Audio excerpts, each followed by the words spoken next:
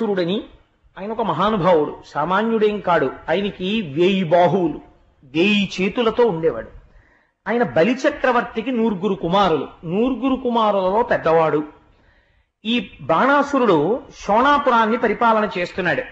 పరిపాలన చేస్తున్న రోజులలో 1000 చేతులున్నటువంటి బాణాసురుడు ఒక రోజున కైలాస పర్వతం మీదకి వెళ్ళాడు. అది అసుర సంధ్య వేళ సమయం. ఆ అసుర సంధ్య వేళలో పరమశివుడు తాండవం చేస్తున్నాడు. ఈశ్వరుడు తాండవం చేస్తే చూసి తీరాలి, ఎంత అందంగా ఉంటుందో. నిజంగా నా చిన్నతనంలో విశాఖపట్నంలో ఉండగా మహానుభావుడు సంపత్ కుమార్ గారని ఉండేవారు.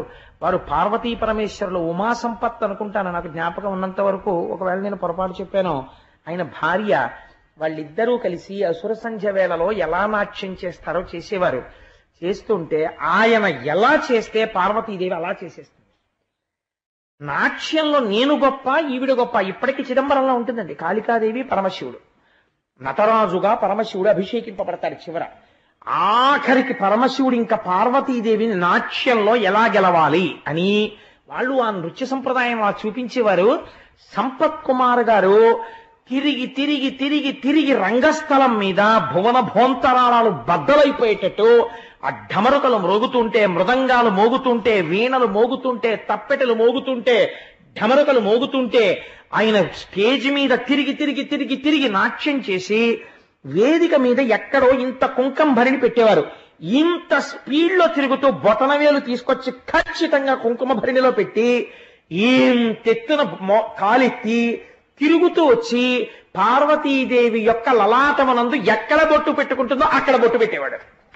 పెడితే పార్వతీదేవి అలా లాస్యం చేసి బొట్టు తీసి కాలంత పైకెత్తి పెట్టకూడదు కదా, తను స్త్రీ. అందుకని సిగ్గుపడి పార్వతీదేవి నిలబడిపోయింది.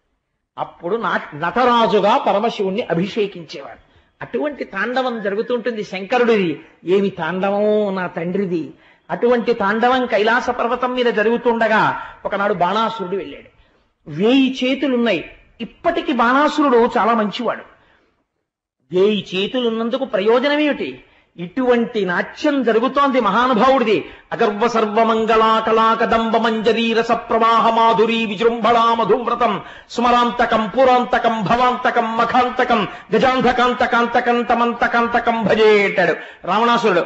అటువంటి నాట్యం జరుగుతుంటే ఈ బాణాసురుడు అక్కడ ఉండేటటువంటి 500 వాద్య పరికరాలు తీసుకుని తన 1000 చేతులతో మ్రోగించాడు.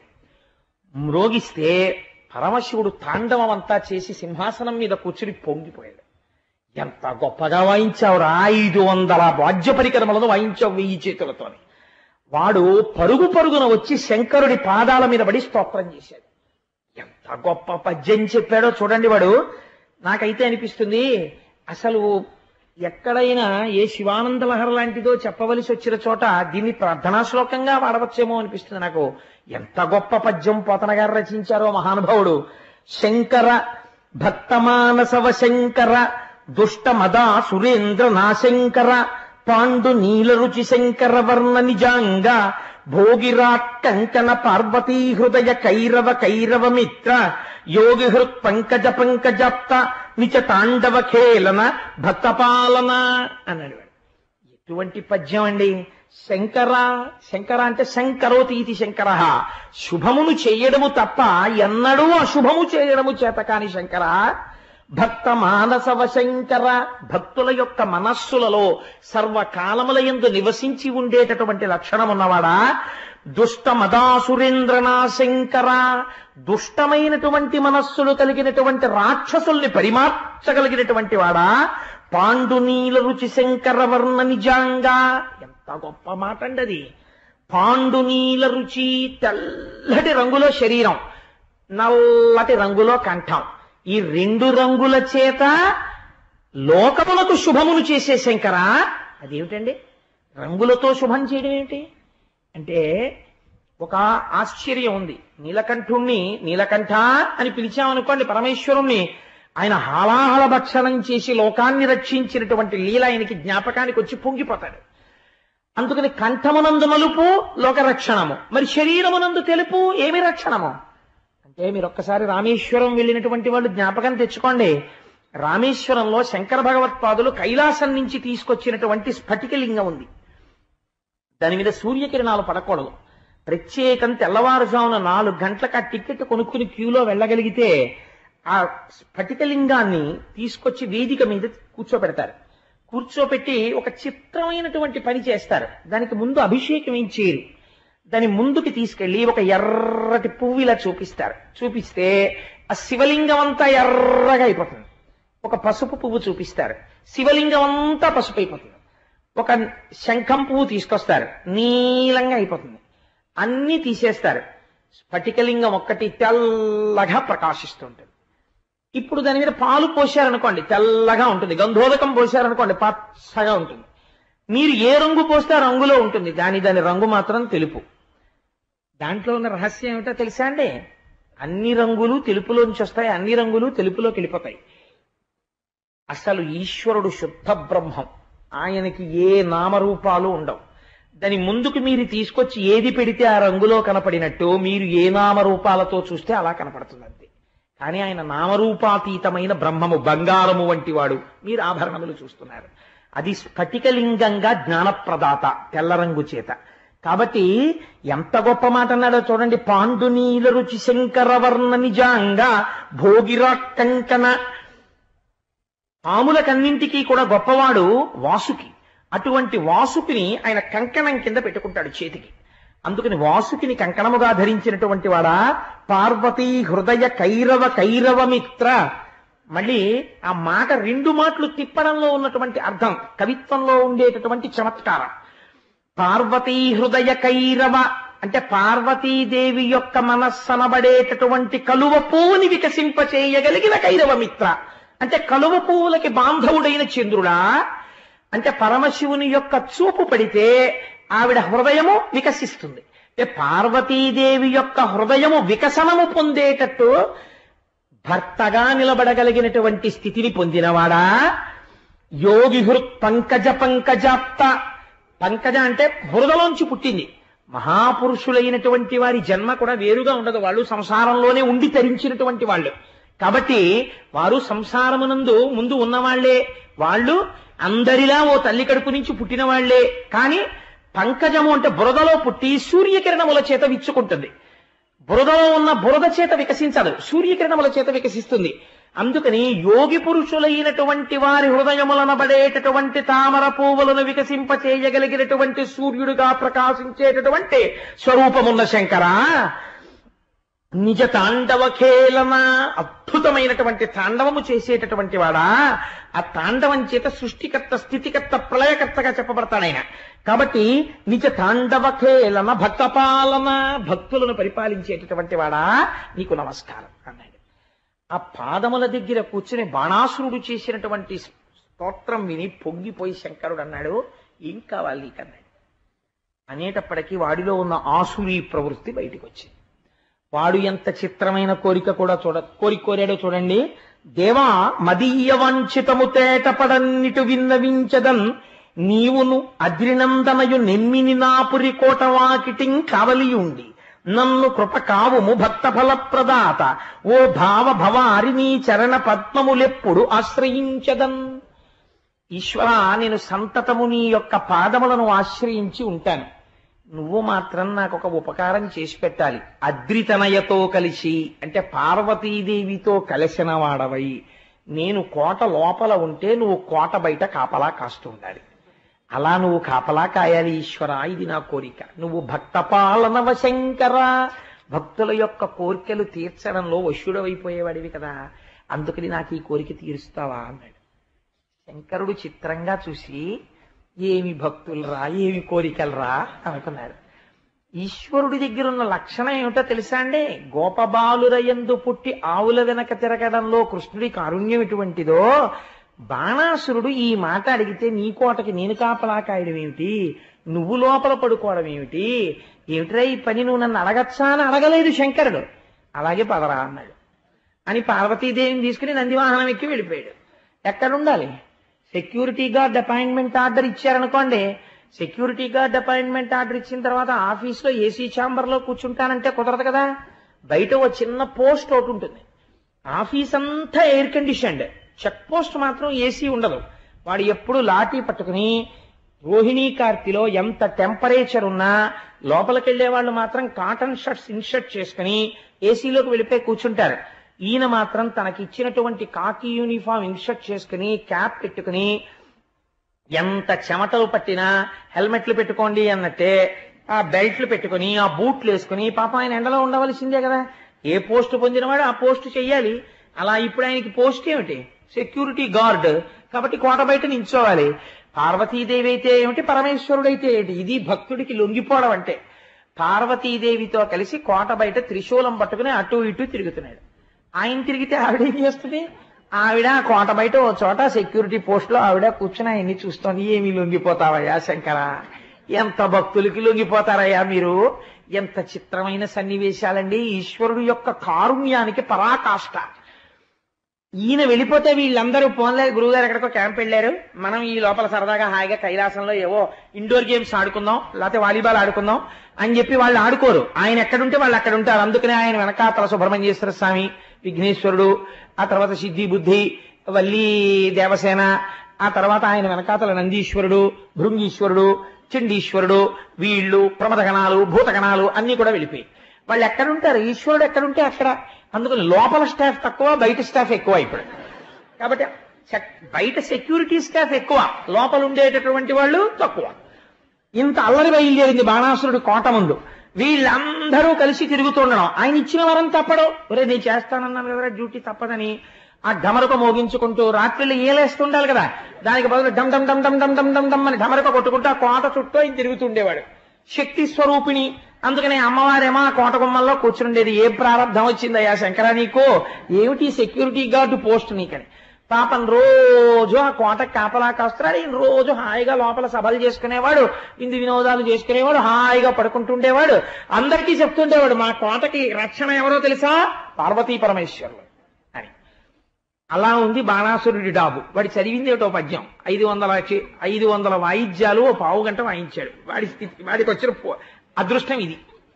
భగవంతుడి దగ్గరికి వెళ్ళి ఒక్కసారి మనసారా సేవిస్తే ఆయన దేనికైనా లొంగిపోతాడు. ఈశ్వరుడంతా లొంగిపోయేవాడు వేరొకడు ఉండడు. ఇది అందులో మీరు అర్థం చేసుకోవలసిన రహస్యం. కాబట్టి ఇంతటి స్థితికి వచ్చి పరమశివుడు కాపుదలగా ఉంటే, ఒకరోజు ఉదయం ఎప్పుడైతే పరమశివుడు కోటకి కాపలా కాస్తున్నాడో, బాణాసురుడికి కాపలాగా ఉంటున్నాడని తెలిసిందో, బాణాసురుడి వైపు కన్నెత్తి చూసినవాడు ఉంటాడండి? ఎందుకుంటాడే? ఎవ్వడు లేడు. ఆయన ఇంటికి పరమశివుడు సెక్యూరిటీ పోస్ట్ లో ఉన్నట్టండి అని చెప్పి రోజు అందరూ చూసేట్టుగా ఆయన తిరుగుతున్నాడు అనుకోండి, ఇంకా ఆయన మీదకి ఎవరు యుద్ధానికి ఎడతారండి? శంకరుడు తిరుగుతుంటే స్వయంగాను. అందుకని ఎవ్వరూ బాణాసురుడి వంక కన్నెత్తి చూడడం మానేశారు. వీడు అందరినీ కబురు చేసేవాడు. ఏమంటే చాలా రోజులైంది యుద్ధం చేసి మాస్టర్, మీరు నేను కొట్టుకుందామని. వద్దండి బాబు, ఎందుకు వచ్చింది? భలేవరే మాస్టర్, మీతో యుద్ధం ఏంటండి, భలే మీరు శంకరుడు మీకు కాపలాదారు, అయ్య బాబో మీకు నమస్కరించాలంటే మహాప్రభో, కావాలంటే మీకు జత బట్టలు పెట్టేస్తాం, అంతేకాని మీతో యుద్ధం ఏమిటండి అనేవారు అందరు. వాడు విసిగిపోయాడు కొన్నాళ్ళకి. ఏమిట్రా నాతో యుద్ధం చేసేవాడు ఎవడో కనపట్టలేదని 500 ఈ 1000 చేతుల వేళ్లు 500 చేతులు ఇంకో 500 చేతులతో విరుచుకుంటూ బయటకు వచ్చాడు. వాడు బయటికి వస్తే శంకరుడు తన డ్యూటీ తను చేసుకుంటున్నాడు కోట చుట్టూ తిరుగుతూ. వాడికి ఇప్పుడు అనిపించింది, ఈయన ఉండబట్టే నాతో ఎవడో యుద్ధానికి రావట్లేదు. అలా అని పంపించేస్తారా అంటే పంపించడు.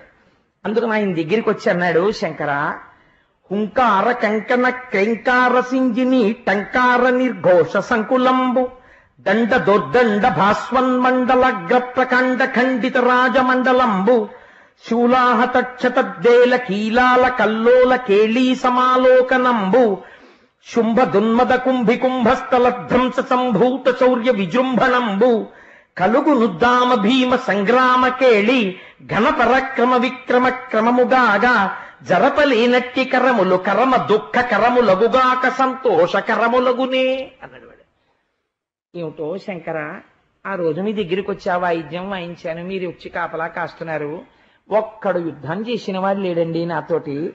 ఆ యుద్ధం చేస్తున్నప్పుడు నిజంగా నేను బాణాలు వేస్తుంటే 1000 చేతులతో నరికేస్తుంటే, బాబోయ్ అయ్యో ఈయన అరుస్తూ తెగిన పడిపోతుంటే, కాళ్ళు తెగిపోతుంటే, చేతులు తెగిపోతుంటే నెత్తురు వరదలై ప్రవహిస్తుంటే, ఏనుగులు ఘీంకరిస్తుంటే, గుర్రాలు పడిపోతుంటే ఎంత బాగుండేది నిజంగా. యుద్ధం అల్లరి చేస్తూ అంతమందిని చంపేవాడిని. ఎవ్వరూ యుద్ధానికి రావట్లేదు, మీరేమనుకోపోతే నాతో యుద్ధం చేద్దరు కాసేపు అన్నాడు. ఆఖరికి ఎక్కడికి వచ్చిందో చూడండి. భగవంతుని యొక్క కారుణ్యం వాడికి చులకనగా కనపడింది. ఈశ్వరుడు తెల్లబోయాడు. ఒరే, ఆఖరికి నీకు నేను ఇందుకు పనికొచ్చానన్నమాట. నీకు యుద్ధానికి ఎవడూ రాకపోతే సంతోషించాలి, బయట పరమశివుడు ఉన్నాడని నువ్వు నమస్కారం చేయకపోతే పీడపోయేది. నీకు ఎవడూ రావట్లేదు కాబట్టి నీతో అప్పుడప్పుడు కాసేపు నేను యుద్ధం చేస్తుండనా, ఇదే నీ కోరిక అని ఆయన అన్నాడు. విను మూఢ హృదయ, నీ కేతనమిప్పుడు అకారణంబు ధరునిపై కూలును, అప్పుడు నీ భుజావళి దునియక నాంతవానితోనని కల్గును. ఇప్పుడు ఈశ్వరుడికి ఓ ఇబ్బంది వచ్చింది. రక్షించవలసిన వాడు తానే. ఇప్పుడు వాడు అడిగిన కోరికకి శిక్షించవలసిన వాడు తానే. శిక్ష ఈ రూపంతో వేయకూడదు, రక్ష ఈ రూపంతో చేస్తూ శిక్ష దీనికున్న ఇంకో రూపంతో వెయ్యాలి. కానీ రక్ష చేస్తున్నట్టుగా దీంతో కనబడాలి, శిక్ష ఇంకో రూపంతో చేయించాలి. నాతో సమానమైన వాడు ఇంకోడు వస్తాడు రా నీ దగ్గరికి, వాడు వచ్చినప్పుడు నీ తేట తీరిపోతుంది. నీ తేట తీరిపోయే రోజు వచ్చిందని గుర్తేమిటో తెలుసా? అకారణంగా నీ రథం మీద ఉన్న జెండా విరిగి కింద పడిపోతుంది. అప్పుడు నీకు తగిన యుద్ధం దొరుకుతుందిరా. ఈ బాహువులు 1000 ఉండడం వల్ల వచ్చింది కదా నీ తేట, ఆ రోజు నీ చేతులు తెగిపోతాయి.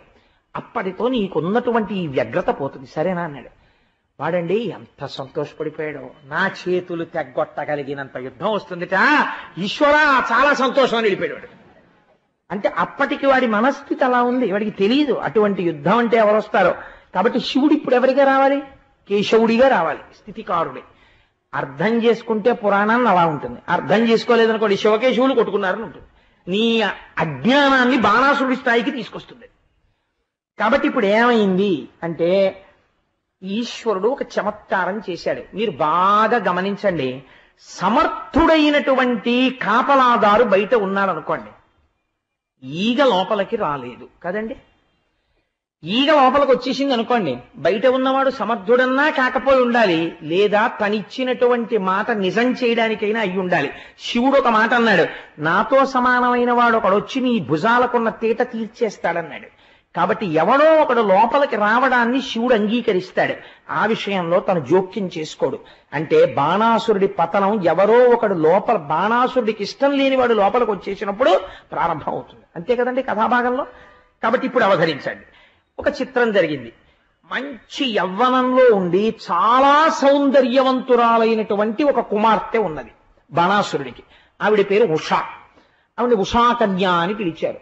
ఆ ఉష చాలా సౌందర్య రాశి. ఆ ఉష ఒకరోజు రాత్రి నిద్రపోతోంది. నిద్రపోతున్నప్పుడు ఆవిడకి అసలు ఒక పురుషుడు ఒకడున్నాడు, వాడు ఇలా ఉంటాడు, ఆవిడికి ఏం తెలియదు.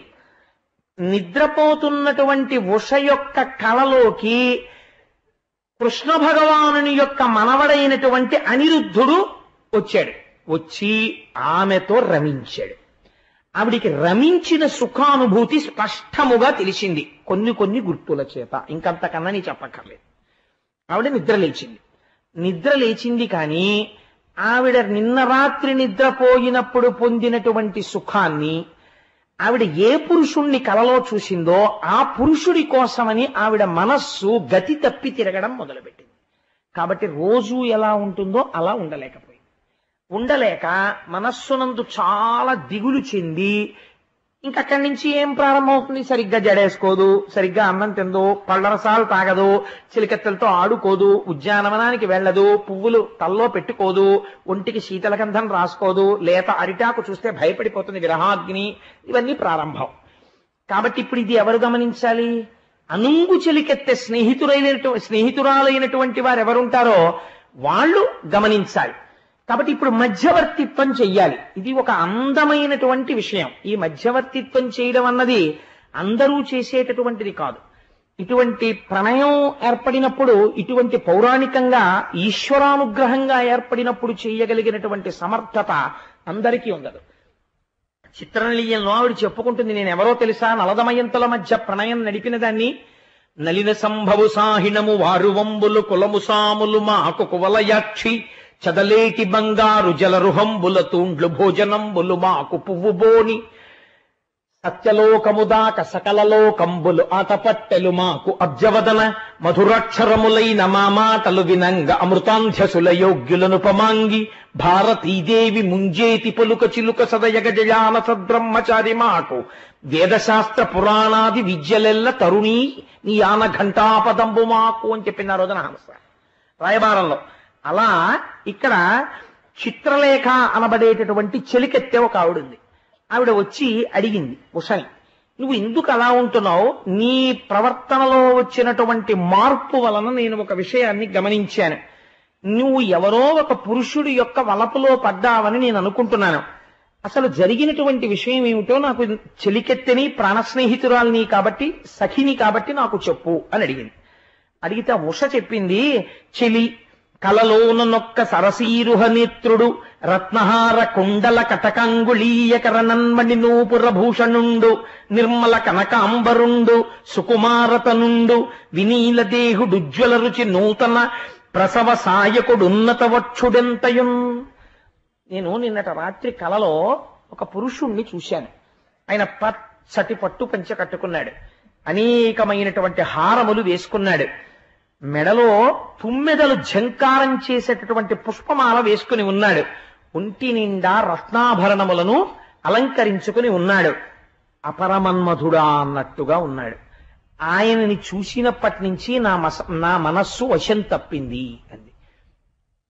ఎక్కడో కలలో కనపడినటువంటి ఒక పురుషుడి వలన ఇంత మార్పు వచ్చింది అంటే అది దేని వల్ల వచ్చింది? బయట పరమశివుడు ఇచ్చినటువంటి వరం ఒకటి ఉంది.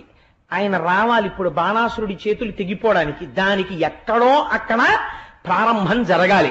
అది ఎక్కడ ప్రారంభమవుతోంది? ఉషాదేవి దగ్గర ప్రారంభమవుతోంది. ఇంత ఆశ్చర్యకరమైన సంఘటనకి ప్రాతిపదికేది? శివ సంకల్పమస్తు, పరమశివుని యొక్క సంకల్పం. ఈశ్వరుడి యొక్క సంకల్పాలు ఎందుకు మారుతాయండి? కాబట్టి ఆవిడ యొక్క మనస్సు చెదిరి ఉన్నది. ఇప్పుడు చిత్రలేఖ యొక్క గొప్పతనం ఏమిటో తెలుసా అండి? అందుకే ఇవాళ పోతన గారి యొక్క చిత్రపటం కూడా వచ్చిందేమో ఆశ్చర్యంగా. మనసెరిగినటువంటి వాడు, ధ్యానము చేసిన వాడు అంటే ఎలా ఉంటుందో తెలుసా? ఆ చిత్రలేఖ, సఖి నువ్వేం బెంగ పెట్టుకోకు, నీ మనస్సులో ఉండేటటువంటి వాడు ఇలా ఉంటాడని నువ్వు చెప్పావు కదా, నేను ఎందరో రాజాధిరాజుల్ని చూశాను, నేను వాళ్ళ యొక్క చిత్రపటాలు గీసేస్తాను.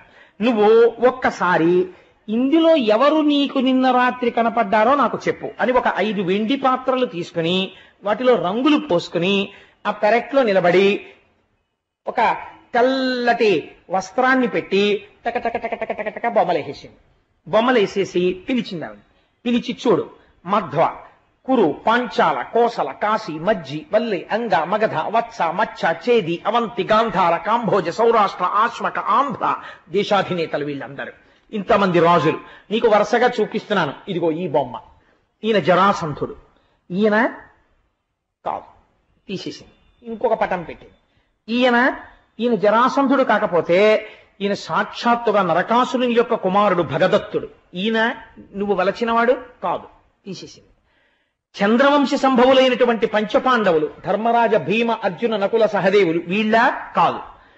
ఈయన సాత్యకి, ఈయన కాదు. ఉద్ధవుడు కాదు, ఈయన కృష్ణ భగవానుడు, ఈయన కాదు. ఈయన బలరాముడు, ఈయన కాదు. లేకపోతే ఈయన వసుదేవుడు, ఈయన కాదు. మరి కాకపోతే కృష్ణ భగవానుని యొక్క కుమారుడు మన్మధుళ్ళ ఉంటాడన్నావు కదా ప్రద్యుమ్నుడు, ఈయన కాదు. కానీ పోలిక కొంచెం దగ్గరగా ఉందే సఖి అంది. ప్రద్యుమ్నుడి ఫోటో తీసేసి అనిరుద్ధుడి ఫోటో పెట్టేసింది. ఈయన ప్రద్యుమ్నుడి కొడుకు, ఈయన అంది. గట్టిగా కౌగిలించుకుని, సఖీని ఇలాంటి స్నేహితురాలు ఎక్కడుంటుందే, రాత్రి కలలో చూసిన వాడిని యథాతథంగా గీసేసావు. ఆయన అనిరుద్ధుడు, ఆయన ఎందా మనసు పారేసుకున్నావు. సఖీని నీకు ఒక గొప్ప ఉపకారం చేస్తాను, నాకు కామరూపం తెలుసు, అందుకని ఇవాళ రాత్రి నేను ద్వారకానగర ప్రవేశం చేసి నిద్రపోతున్న అనిరుద్ధుణ్ణి అపహరించి తీసుకొచ్చి నీ హంసతూలికా తల్పం మీద పడుకోబెడతాను, హాయిగా నీ ప్రియుడితో ప్రీడించండి అని రాత్రికి రాత్రి బయలుదేరి వెళ్ళిపోతోంది. సెక్యూరిటీ పోస్టులో ఎవరున్నారండి? బయటికి వెళ్ళిపోతున్నవాడు ఆయన పర్మిషన్తో వెడుతున్నాడో లేదో, వెళ్ళడానికి పర్మిషన్ స్లిప్ ఉందో లేదో చూడొద్దు. 3 కన్నులు ఉన్నవాడు కాపలా కాస్తున్నాడు. ఆవిడ వెళ్ళిపోతోంది. ఈయన ఊరుకున్నాడు. అంటే ఏమిటి తెలుస్తుంది మీకు? అంటే ఆయన ఇచ్చిన వరం దగ్గర పడిపోతుంది. అందుకని వెళ్ళిపోయింది. అక్కడ ఎవరున్నాడు? ఈయన వరం నిలబెట్టవలసిన వాడు అక్కడ ఉన్నాడు. ఈయన వరం నేనెందుకు నిలబెడతాననేవాడు లేడు. కాబట్టి వాళ్ళిద్దరి మనస్సులు ఒకటి. అందుకని ఆయన తెలియనట్టు పడుకున్నాడు కృష్ణ భగవానుడు. ఎంత చమత్కారం అండి! పైకి ఒకలా ఉంటుంది కథ, లోపల ఒకలా ఉంటుంది. శివకేశవ అభేదం తెలుసుకోరా అని చెప్తుంది. పైకి ఇద్దరు విభేదిస్తున్నట్లు కనపడుతుంది. ఎంత చమత్కారమైన కథని చెప్పారు పోతన గారు. వెళ్ళిపోయింది. నిద్రపోతున్న అనిరుద్ధుణ్ణి ఒక్కసారి సమ్మోహనం చేసి ఆయన్ని తీసుకుని ఆకాశ మార్గంలో మళ్ళీ వచ్చేసి లోపలికి వెళ్ళిపోతోంది. సమ్ ఇంట్రూడర్, ఎవరో ఇంకొక పురుషుణ్ణి పట్టుకుని లోపలికి వెళ్ళిపోతోంది. 3 కన్నులు ఉన్నవాడు పైకి చూశాడు, ఊరుకున్నాడు తలదించుకుని. అంటే నా సంకల్పం పూర్తవుతోంది, ఆయన ఊరుకున్నాడు. ఈవిడ తీసుకెళ్లి హంసతూలికా తల్పం మీద పడుకోబెట్టేసింది. ఇదంతా వీళ్ళ గొప్పతనమా? పైనున్నవాడి సంకల్పమా? పైనున్నవాడి సంకల్పం. వాడక్కడ ద్వారకలో కృష్ణుడిగా ఉన్నాడు, శోణిపురంలో శివుడిగా ఉన్నాడు. కానీ ఒక మూర్తే రెండుగా ఉండి నాతో సమానుడు వస్తున్నాడు అన్నాడు. ఇక్కడ సెక్యూరిటీ ఒప్పుకున్నాడు కాబట్టి కొట్టకూడదు, కాబట్టి ఆ రూపంలో కొట్టిస్తాడు. ఎంత చిత్రమైన కథో చూడండి, ఉషా పరిణయం. కాబట్టి ఇప్పుడు ఏమైంది? ఈవిడ చూసుకుని మురిసిపోయింది. నా ప్రియుడే అంది. ఆయన లేచి ఏమనాలి? ఏమిటి ధూర్తతనం? రాత్రి నిద్రపోతుంటే నీ సొత్త ఎత్తుకొచ్చేటి, నీ పంచం మీద పడుకోబెట్టుకుని నా ప్రియుడిని వెంట పడతావేంటి అనద్దు. అబ్బో ఎంత సంతోషం సఖీ, కల్లోకి వచ్చానా, దామని ఇద్దరం ఆడుకుందామని ఆయన ఇంకా ఆటలో పాటలో మొదలెట్టి పెరట్లో ఓ పాట, హాల్లో ఓ పాట. సంతోషంగా వాళ్ళిద్దరూ అలా నెలలు కాలం గడిచిపోతుంది. అంతఃపురాలు అక్కడ కాపలాలు ఉంటారు, ఎవరు లోపలికి ప్రవేశించారు. చక్కగా భోజనాలు వచ్చేస్తున్నాయి, పళ్ళు వచ్చేస్తున్నాయి, ఫలాలు వచ్చేస్తున్నాయి, తినేస్తున్నాడు, ఆడుకుంటున్నాడు మరుగుడు పళ్ళుళ్ళగా. హాయిగా ఇలా కాలం గడిచిపోయింది. కానీ కాలం ఒక రీతిలో ఉంటుందా? ఉషాదేవి యందు గర్భిణీ చిహ్నములు కనబడ్డాయి. ఇప్పుడు ఈ విషయాన్ని చూసినటువంటి వాళ్ళకి ప్రమాదం ఎవరికి వచ్చింది? కాపలా కాసే వాళ్ళకి వచ్చింది, లోపల కాపలా కాసే వాళ్ళకి. అంతఃపురానికి మీరు కాపలా ఉండగా నా కూతురికి గర్భం ఎలా వచ్చిందని అడుగుతాడు తప్ప ఆయన కూతురు గురించి అడగడు. అందుకని వీళ్ళకి భయం వేసి ఇప్పటికైనా చెప్పకపోతే మన కుట్టుకలు తెంచేస్తాడు బాణాసురుడిని. పరిగెత్తుకుంటూ వెళ్ళి బాణాసురుడికి చెప్పారు, ప్రభో మీరేమనుకోకండి, పెళ్లి కాకుండానే తాత కాబోతున్నారు, మీ అమ్మాయికి ఇంకా పెళ్లి కాకుండా. వాడికి ఎక్కడలేని ఆగ్రహం వచ్చింది. ఎవడు ఇంత తుంటర పని చేసిన వాడు అని 1000 చేతులతో ఉషాదేవి యొక్క అంతఃపురంలోకి వచ్చాడు. యమళ దుర్మతి అని అడిగాడు. ఎదురుగుండా అనిరుద్ధుడు కనబడ్డాడు. ఆ అనిరుద్ధుడిని పట్టుకోమన్నాడు భటుల్ని. ఆ భటులందరూ వెళ్లి అనిరుద్ధుడి మీద పడ్డారు. ఆ అనిరుద్ధుడు గదాప్రహారాలతోటి బాణ పరంపరతోటి ఆ భటులందరినీ పరిమారుస్తున్నాడు. బాణాసురుడికి ఆగ్రహం వచ్చి నాగపాశముల చేత బంధించాడు. బంధింపబడి అనిరుద్ధుడు నిలబడిపోయాడు. ఉషాదేవి విలపిస్తోంది. ఇదే సమయంలో పరుగున వచ్చారు అక్కడ ఉన్నటువంటి భటులు. ప్రభో మీ రథం మీద ఉన్నటువంటి జెండా విరిగి కింద పడిపోయింది అన్నారు. అన్నాడు. ఇక్కడ విషయం వదిలేశాడు, అక్కడ పోయేవాడు. అంటే ఎవడో వచ్చేసాడనమాట నా 1000 చేతులతో యుద్ధానికి. ఎప్పటి నుంచి రానాకి కోరిక అన్నాడు. వాడు ఆసురీ ప్రవృత్తి ఎటువంటిదో చూడండి. కూతురు కూడా అక్కర్లేదు, యుద్ధం కావాలి వాడికి ముందు. అందుకని వాడు వీధిలోకి వెళ్ళి ఎవడరా ఎక్కడ అని చూస్తున్నాడు, వాడు ఎవరు వస్తున్నాడని. ఈలోగా మరి రావలసిన వాడు రావాలి. అందుకని టైం అయిపోయిందని అలారం బెల్ కొట్టేవాడు వాడు ఉన్నాడు. నారదుడు ఠంగును ద్వారకలో దిగి ఏమీ ఎరగని వాళ్ళ అనిరుద్ధుడి కోసం వెతుకుతున్నట్టు నటిస్తున్నాడు కృష్ణ భగవానుడు. ఆ టైం అయింది, జెండా విరిగిపడింది అని చెప్పాడు. అనిరుద్ధుడు అక్కడున్నాడు, నాగపాశాలతో బంధించాడు. కృష్ణ బయలుదేరు అన్నారు. వెంటనే బలరాముడు, కృష్ణుడు, సాత్యకి, ప్రద్యుమ్నుడు కొన్ని కోట్ల సైన్యంతో ఏకంగా నదులు పొంగి ప్రవహిస్తున్నాయా అన్నట్టుగా వెళ్ళిపోయి ఆ శోణపురం మీదకి యుద్ధానికి వెళ్ళారు. ఇంతమంది యుద్ధానికి వచ్చేశారనేటప్పటికీ వీడికి ఎక్కడలేని సంతోషం వచ్చేసింది బాణాసురుడికి. వాడి దగ్గరున్న గమ్మత్తు ఏమిటో తెలుసా అండి? వాడు శంకరుణ్ణి పిలిచి అన్నాడు, నువ్వు నన్ను రక్షణ చేయడానికి కదా కోటకి కాపున్నావు, కాబట్టి విష్ణువు లోపలికి రాకుండా యుద్ధం శక్తి వంచన లేకుండా నువ్వు చెయ్యాలి. అప్పుడే నువ్వు నా మైందు వరం నిలబెట్టినట్టు కదండి. ఒరే నువ్వు అడిగావు కోరికలుగా, వాడు వచ్చేసాడు నిన్ను కొట్టడానికి, మీ ఇద్దరు కొట్టుకోండి, నువ్వు కూర్చుంటే నేను ఒప్పుకోను. నువ్వు ఏ పోస్ట్లో ఉన్నావు? కోట రక్షించేటటువంటి విధిలో ఉన్నావు. నువ్వు ఆ విధి తప్పుకుంటే కదా కోటలోకి జొరబడతాడు శత్రువు. అందుకని ముందు యుద్ధం నువ్వే చెయ్యాలన్నాడు భక్తవశంకరుడు. భక్తుడికి ఇచ్చిన మాట తప్పడానికి వీల్లేదు. కాబట్టి ఇప్పుడు ఏం చెయ్యాలి? కృష్ణుడితో యుద్ధం చెయ్యాలి. కృష్ణుడితో యుద్ధం చేసి కృష్ణుడిని ప్రతిఘటించేశాడు అనుకోండి, తను ఇచ్చిన వరం ఏమైపోవాలి? జెండా పడిపోయింది. కాబట్టి ఇప్పుడు బాణాసురుడు ఎప్పటికి బుద్ధి వస్తుంది వీడికి? కాబట్టి ఇప్పుడు కృష్ణుడి చేతిలో తాను ఓడిపోవాలి. ఇది భక్తవశంకరుడంటే. కాబట్టి ఇప్పుడు ఏమవ్వాలి? యుద్ధము చెయ్యాలి, తాను ఓడిపోవాలి. కృష్ణుడికి తెలుసు శంకరుడు భక్తవ శంకరుడై నాతో యుద్ధం చేస్తున్నాడు, ఓడిపోతాడు. కానీ ఆయన ఓడిపోవడంలో అంత ఔదార్యం ఉంది. కాబట్టి ఆయన యుద్ధ రంగంలో ఉన్నంతసేపు నేను బాణాసురుడి జోలికి వెళ్ళకూడదు, ఈయనకు పేరు పాడైపోతుంది. కాబట్టి ఈయన కొంచెం పడిపోయినట్టు నటించే వరకు నేను ఆలోచిస్తానని కృష్ణ పరమాత్మ అనుకున్నారు. వాళ్ళిద్దరివి ఎంత మౌనమైన మాటలండి. యుద్ధం ప్రారంభమైంది. ముందు ఎవరు వెళ్ళాలి? పాపం కోట బయట ఉన్నాయనే వెళ్ళాలి. కాబట్టి శంకరుడు బయలుదేరాడు యుద్ధానికి. వాడు బాణాసురుడు 500 వాయిద్యాలు మోగించి ఎంత అల్లరి తీసుకొచ్చాడో చూడండి. కురపుటాహతి రేగు ధరణీపరాగంబు పంకేరు హప్త బింబంబు బుధువ విపుల వాలాటోప విక్షేపజాత వాతాహతి వారి వాహములు విర్య కురుచతిన్నని వాడి కొమ్ములు చిమ్మిన బ్రహ్మాండ భండ కర్పరము వగుల అలవోక ఖగి ఖగిల్లని రంకెవైచిన రోదసీ కుహరంబు ఖేదిలింప గళచలధర్మ ఘంటికా ఘనఘన ప్రఘోషణమున దిక్కటంబు లాకులతలొంద లీల నడతించు కలధౌత శైలమనగా నుక్కు మిగిలిన వృషభేంద్రునిక్కి వెడలే. అపరం కైలాస పర్వతం వచ్చేస్తోందా అన్నట్టుగా ఉన్నటువంటి నందీశ్వరుడి మీద కూర్చుని త్రిశూలం పట్టుకుని శంకరుడు యుద్ధానికి బయలుదేరాడు. పరుగున నందీశ్వరుడు వెళ్ళిపోతుంటే ఆయన మెడలో ఉన్నటువంటి గంటలు గణ గణ మోగుతున్నాయిట. లేపాక్షి బసవయ్య లేచిరావయ్యా కైలాస శిఖరిలా కదలిరావయ్యా అని ఆయన వచ్చేస్తుంటే ఆ గంటల గణగణకి లోకములు ఉత్పాతము సంభవించాయనుకున్నట్ట. ఒక్కసారి మోరలెత్తి అంబా అని అరిచాడు. అరిచేటప్పటికీ ఆ లోకములకు ఉండేటటువంటి రోదసీ ప్రాంతం అంతా ఛిద్రమైపోయిందిట. తోక ఎత్తి ఒక్కసారి ఊపితే ఆకాశములో ఉన్న మేఘమండలం అంతా చల్లాచెదరైపోయిందిట. ఆయన పాదముల నుంచి పైకి రేగినటువంటి ధూళి చేత కృష్ణుడి యొక్క సైన్యమంతా పరాగముతో కప్పబడిందిట. అంత భయంకరమైనటువంటి యుద్ధం ప్రారంభమైంది. ప్రారంభమైతే శివుడికి కృష్ణుడికి యుద్ధం జరుగుతోంది. యుద్ధం జరుగుతుంటే శివుడు యుద్ధంలో లొంగనంతసేపు బాణాసురుడి జోలికి కృష్ణుడు వెళ్ళడానికి వీల్లేదు. తన వరం నిజమవ్వాలంటే కృష్ణుడి చేతిలో తను చటుక్కున ఓడిపోతే అవతల తనిచ్చిన వరానికి మినహాయింపునిచ్చినట్టు, చేసినంత యుద్ధం చేసి పడిపోయినట్టు శివుడు నటించాలి. కాబట్టి యుద్ధం చేసి చేసి చేసి చేసి కృష్ణుడి చేత ప్రయోగింపబడినటువంటి బాణపు దెబ్బకి నందీశ్వరుడి మీద వాలిపోయాట శంకరుడు. అప్పుడు బాణాసురుడి మీదకి యుద్ధానికి బయలుదేరాడు. ఈలోగా శివజ్వరమనబడేటటువంటి శక్తి ఒకటి బయలుదేరి అది కృష్ణుడితో యుద్ధం చేస్తోంది. కృష్ణుడు వైష్ణవ జ్వరాన్ని ప్రకోపం చేశాడు. 2 శక్తులు ఒకదానితో ఒకటి ఢీకొన్నాయి. ఢీకొంటే శివజ్వరం విష్ణువుని ప్రార్థన చేసింది. ఆ రోజున పారి ఏ దిక్కుగానక ప్రాణభీతి ఎనసి ఏడ్చుచు ఆ హృషీకేశు పాద కంజముల పడినను కావు కావు మనుచు నిటల తట ఘటితాంజలి పుటయునగుచు. ఆ శివజ్వరం అంజలి ఘటించి నేను ఎటు పరిగెడితే అటువైపు విష్ణు జ్వరం కనబడుతోంది.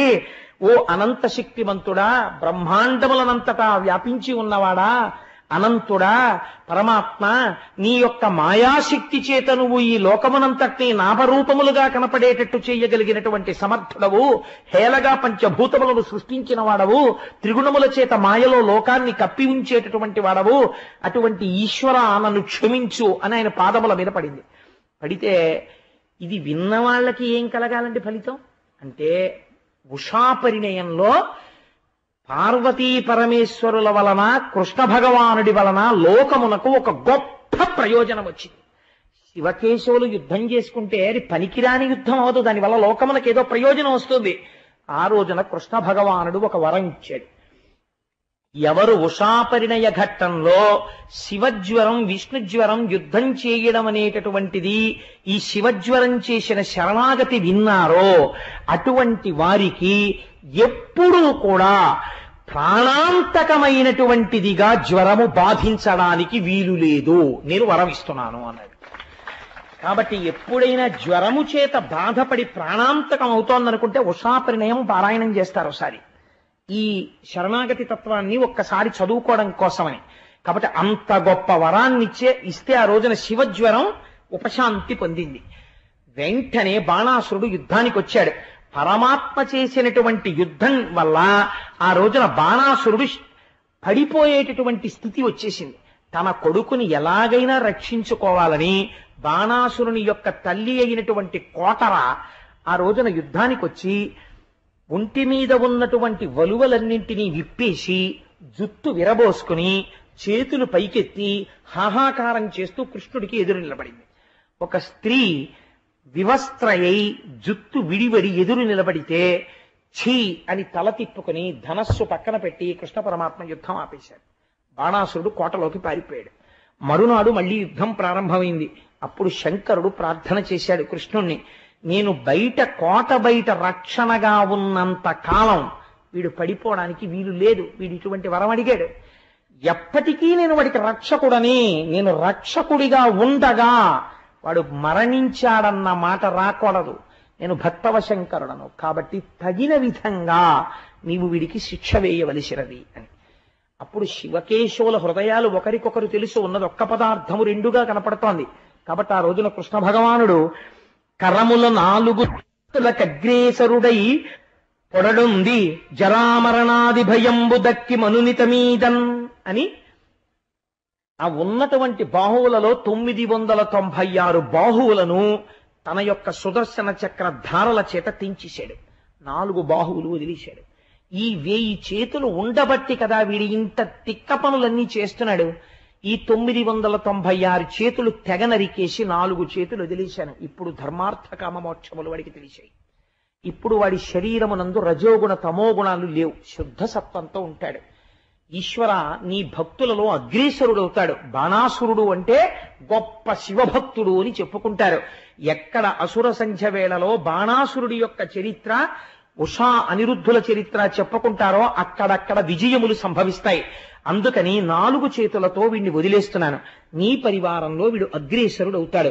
ఇంకెప్పుడు వీడు ఉద్ధతితో కూడినటువంటి ప్రవర్తన వీడి యందుండదు అని ఆ రోజున కృష్ణ భగవానుడు వరమిచ్చాడు.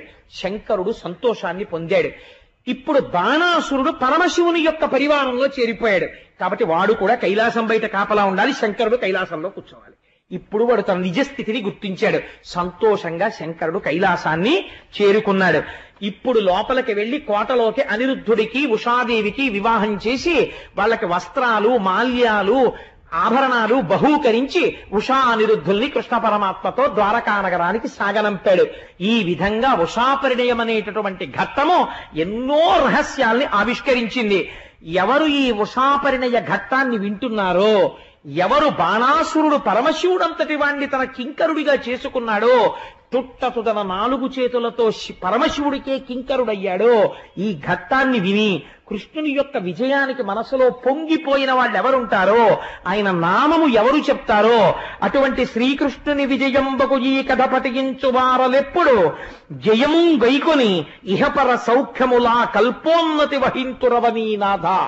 కల్పాంతము వరకు ఎవరు ఈ బాణాసుర కథ వింటున్నారో, కృష్ణ విజయాన్ని వింటున్నారో, వాళ్ళకి సమస్త విజయములు చేకూరుతాయి.